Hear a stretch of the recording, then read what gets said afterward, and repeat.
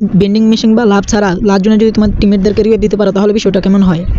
তারপর তোমার কোনো রকম ক্যারেক্টার কম্বিনেশন ছাড়া, মেডিকেট ছাড়া, ইনহেলার মাশরুম ছাড়া, এগুলা ছাড়া যদি তুমি যদি 1 লাইফ থেকে 100 লাইফ করতে পারো তাহলে বিষয়টা কেমন হয়। এছাড়া গেমের ভিতর যে 999 কার্ডগুলো অ্যাড করা হয়েছে এই কার্ডগুলো সম্পর্কে কি তুমি জানো, এইগুলা অ্যাবিলিটি সম্পর্কে কি তুমি জানো। আর এই সব বিষয় যদি তুমি এখনো না জানো, আজকের ভিডিওটা তোমার জন্য গুরুত্বপূর্ণ। আজকের পুরো ভিডিওটা দেখে যাইবা। আর লাভ জন্য বেন্ডিং মেশিন ফ্রি রিভাইভ বা লাভ বাদে কিভাবে তোমার টিমমেটদেরকে রিভাইভ দিবা সেটা কি তুমি জানো। মেডিকেট, ইনহেলার, ক্যারেক্টার কম্বিনেশন ছাড়া কিভাবে তোমরা 1 থেকে 100 লাইফ করবা, চলো সেটা তোমাদেরকে জানাই। এখন আর আমি কথা পারবো না, এখন ভিডিওর মেন টপিকে চলে যাব করবো না। সো লাইক এবং সাবস্ক্রাইব করি, আজকের ভিডিওটা শুরু করি। প্রথমে কিন্তু টিমমেটের রিভাইভ দেওয়ার বিষয়টা আমরা দেখবো। প্রথমে কিন্তু তোমরা গেমে আসার পরে এরকম কার্ড দেখতে পারবা, আর কার্ডের উপরে টিপ দিলে সিলেক্ট অপশন দেখতে পারবা। প্রথমে তোমাদের কাছে এরকম আসবে, তারপরে তোমরা সুমনা যেটা আছে এটা সিলেক্ট করে নিবা। আমি কিন্তু সুমনাটা কিনে নিয়েছি, আর নিচের দিকে দেখো চার্জ হইতাছে। চার্জ শেষ হওয়ার পরে এটা কিন্তু অন্যরকম দেখাবে। করার বিষয়টা ক্লিয়ার করার জন্য আমার টিমমেটকে বলছিলাম উপর থেকে জাম্প করার জন্য, ওই উপর থেকে জাম্প করে ডাউন হয়ে গেছে। ডাউন হওয়ার পর কিন্তু আমি বললাম ফিনিশ হয়ে যেতে, ওই কিন্তু ফিনিশ হয়ে গেছে। আমি রিভাইভ দিব, আমার কাছে যেটুকুন আছে এইটুকুনটা ফালাই দিলাম। এখন দেখো আমি কিন্তু বেন্ডিং এর পাশে নাই, রিভাইভ পয়েন্টের পাশে নাই। দেখো আমি কিভাবে ওকে রিভাইভ দিই। আমি যখন লুট বক্সের কাছে যাই তখন একটা রিভাইভ অপশন আসলো। রিভাইভ অপশনের উপর টিপ দেওয়ার পরে ক্যারেক্টারটা অটোমেটিক নাচতে লাগলো। নাচা শেষ হওয়ার পরে তোমার টিমমেট দেখবা অটোমেটিক রিভাইভ হয়ে যাইবো। তোমরা যদি 999 কার্ড থেকে যদি সুমনা পয়েন্টটা নাও তাহলে এটা দিয়ে তোমাদের টিমমেটকে 2 জায়গা থেকে রিভাইভ করতে পারবা। একটা তোমাদেরকে আমি মাত্রই দেখালাম যেটা হলো লুট বক্স থেকে, আরেকটা হলো গিয়ে 999 কার্ড যেখানে আছে সেখান থেকে। চলো তোমাদেরকে সেটা দেখাই। তোমরা দেখো আমাদের 2টা টিমমেট মরে যায়, আর আমাদের একটা টিমমেট ওই জায়গায় ফাইট নিতেছে, ওই কিন্তু মরে যাবি। আর আমরা দেখো লাস্ট জোনে কিন্তু আছি, তোমার ম্যাপটা খেয়াল করে দেখো লাস্ট জোনে আছি। আর আমরা আছি কাটালিস্ট। এই জায়গায় দেখো একটা 999 কার্ড আছে।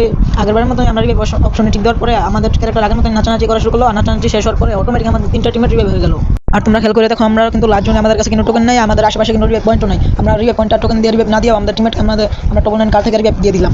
এটা যদি তোমরা আগে থেকে জানো তাহলে তোমরা কমেন্ট বক্সে লেখো, যদি না জানো নো লেখো। গেমের ভিতর যে 999 কার্ডগুলো অ্যাড করা হয়েছে এই কার্ডের সবগুলা ফিউচার তোমাদেরকে জানাবো, সবগুলা ক্যারেক্টার এবিলিটি সম্পর্কে তোমাদেরকে আমি জানাবো। তোমার গেম প্লের রুল হিসেবে তুমি এই কার্ডগুলো নিয়ে গেম খেলতে পারো।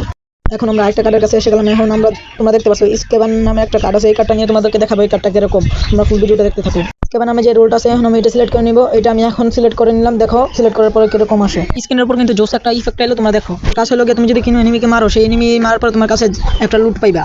দেখো সামনে একটা ফাইট হইতেছে, এই ফাইটের মাঝখান থেকে যদি আমি একটা এনিমি মারি, দেখো আমার সামনে একটা এনিমি আছে, এনিমিটাকে মারার পরে সাথে সাথে আমার সামনে একটা লুট বক্স এনে দিল।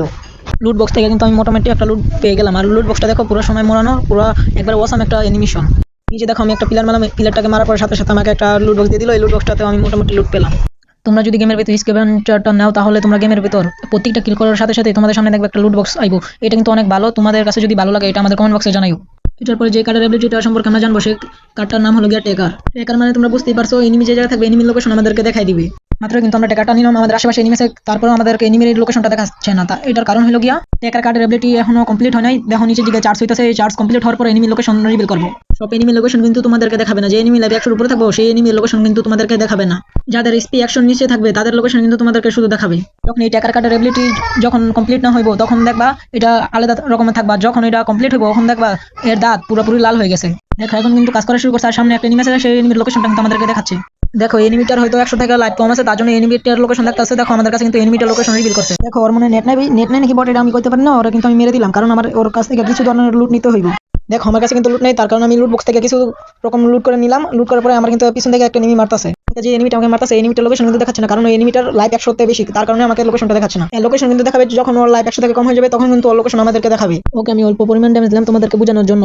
দেখো আমি যখন ওর লাইভ 100 থেকে কম নিয়েছি তখন কিন্তু ওর লোকেশন আমার কাছে রিভিল করছে। সাথে সাথে ওই যেদিকে দৌড়ে যেতেছে ওইটারও কিন্তু লোকেশন আমাদেরকে দিতেছে।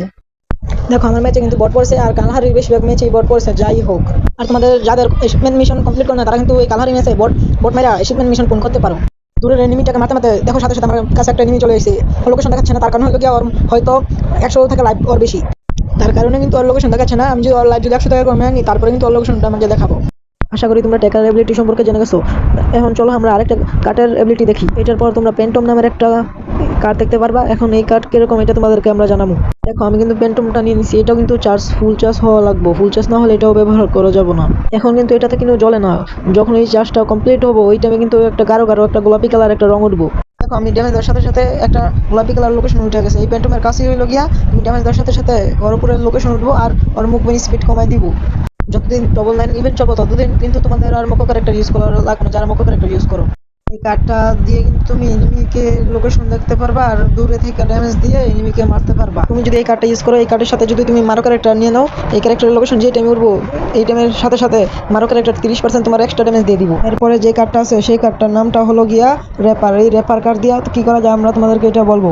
এর অ্যাবিলিটি সম্পর্কে হয়তো তোমরা অনেকেই জানো। এর অ্যাবিলিটি হলো গিয়ে তুমি যখন একটা এনিমিকে ডাউন করবে, এনিমিকে ডাউন করার সাথে সাথে 5 সেকেন্ডের ভিতর তোমার কিলটা কনফার্ম হয়ে যাইব। আমার এই র্যাপার কার্ডটা নেওয়ার পরে কিন্তু আমার ফুল চার্জ হয় নাই, তার জন্য কিন্তু আমি এনিমিকে মারার পরেও 5 সেকেন্ডের ভিতর কিল কনফার্ম হইতাছে না। আমার এই কার্ডটার চার্জ ফুল হওয়ার পর আমি একটা এনিমিকে মারলাম, এনিমিকে মারার 5 সেকেন্ডের মধ্যে দেখো কিলটা কনফার্ম হয়ে যাবে। এই যে আমাদের কিলটা কনফার্ম হয়ে গেল।